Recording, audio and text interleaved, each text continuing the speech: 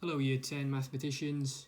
Just going to continue with, actually finish Unit 5 Shape and Space today, identifying transformations.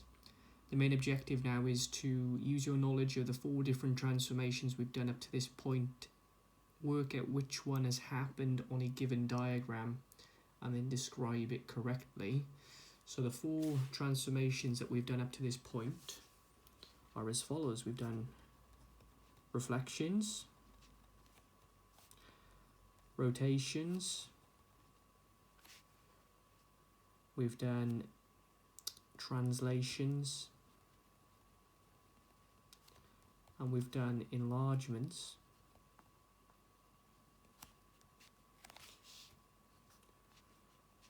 Now, every single one of those transformations has a different set of instructions and a different outcome.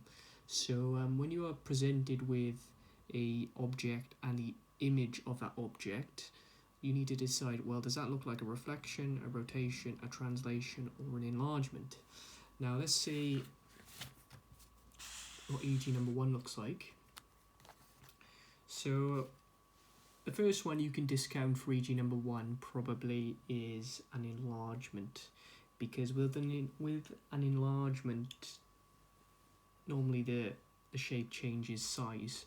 So these shapes look exactly the same size, so enlargement is out of the window already. Secondly, you could discount a translation, because a translation, the orientation doesn't change, whereas this object B is oriented differently to object A. So you're down to a reflection or a rotation. Now, it's only one of them, and for this one, hopefully you'll recognize that this shape has been rotated 90 degrees. So it is a rotation for this. So when you're asked to describe a transformation, the first thing you're going to do is identify which one it is. So I know that this is a rotation.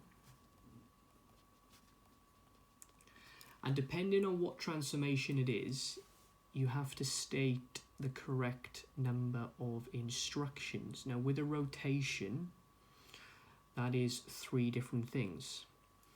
So the first thing for rotation is the center of rotation, or the pivot. Then an angle, then a direction. So we have to identify those 3 things in order to get full marks on this question. So the way I would do this is I would use some tracing paper or some makeshift tracing paper. Hopefully you managed to find a way to do your previous question with some plastic or some paper at home. So we want to start at A and end up at B. So I would trace over object A.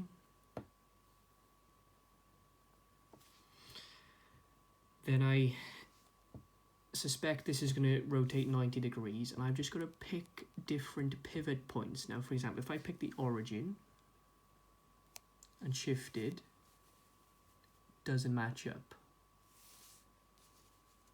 So it can't be the origin. Or if I picked like miles away, just something silly to pick, like that point over there, that goes miles away. Or if I tried picking a little bit more cleverly, let's try that point there, and that point goes there perfectly. It's a bit of trial and error with the rotation. So that rotation was center was 0, -1. The angle was, well, you got 2 options, but if I go clockwise, the angle was 90 degrees. Or if you went in the opposite direction, which was anti-clockwise, you could actually get a second answer, which is 270 degrees. Anti-clockwise. So those would be equivalent to each other. And pretty much that would be it. But the key thing is depending on which transformation you have been given, you have to know which instructions to give, and they've all got slightly different ones. So knowledge of those instructions are the best thing to do. So my exam tip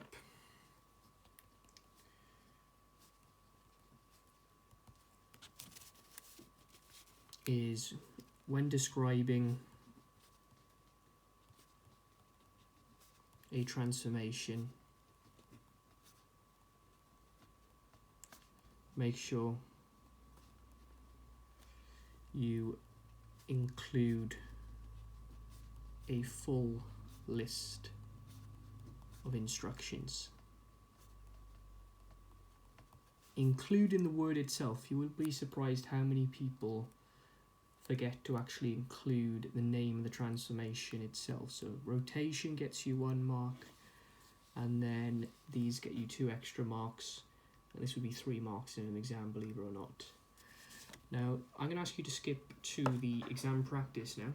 So we're not going to do another exercise, we're going to go straight to the exam practice, which is on page 355, and that is pretty much it.